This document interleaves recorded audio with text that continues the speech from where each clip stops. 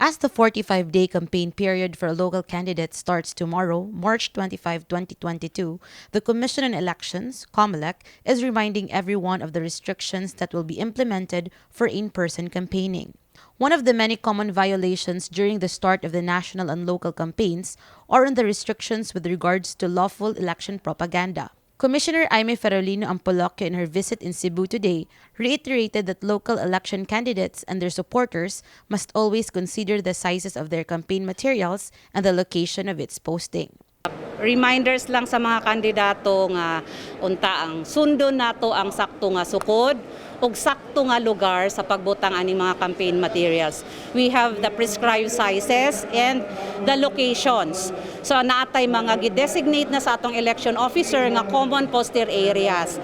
So dito ta magbutang, dili ta magbutang sa mga bawal nga mga lugar kay tanggalon ni sa comelec to save us time and materials, ang atong resources kay kabalo ko naggasto na silang mga tawo, gigastuan na nga mga materials unya kung baklason ra na sayang la and there will be consequences kung tuani sa mga gidili nga mga lugar.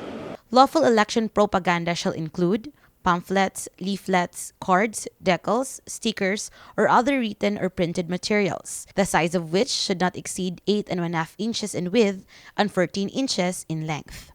Handwritten or printed letters urging voters to vote for or against any particular political party or candidate for public office, cloth, paper, or cardboard posters, whether framed or posted, must not exceed 2 feet by 3 feet, except when mounted at the site of a public meeting or rally, or when announcing the holding of the said meeting or rally. Streamers not exceeding 3 feet by 8 feet in size shall be allowed, provided that the said streamers may be displayed 5 days before the date of the meeting or rally and shall be removed within 24 hours after the said meeting or rally.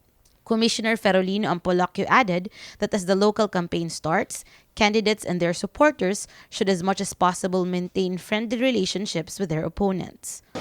Sa mga kandidato diri sa Cebu, manghinaot ko nga makakampanya kamo nga luwas, magpadayon ta sa pag-follow sa atong minimum health protocols ug unta ang atong pagpangampanya, magpadayon sa in the course of the campaign, magpadayon ang maayong relasyon sa matag usa kay ang kaning election once every 3 years raman ni, pero ang atong relasyon sa atong mga silingan o kapwa kandidato, this will last us a lifetime. So I hope that you will preserve the good relationship with each other.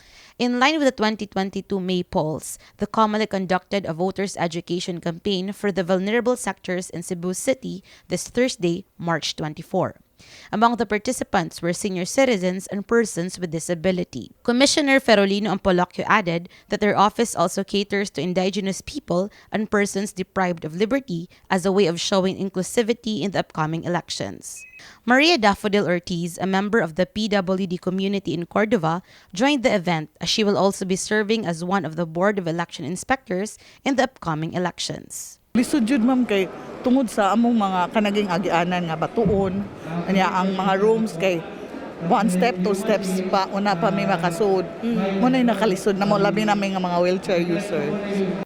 The COMELEC VSO will be conducting more voters' education in other provinces in the country to encourage more participants to cast their votes this May 9.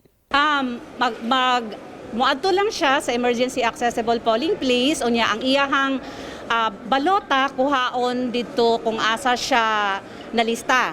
Maghulat lang siya dito para mahatag sa iyasang balota o magkinahanglan po siya assistor na ay assistor nato nga naka-assign na dito.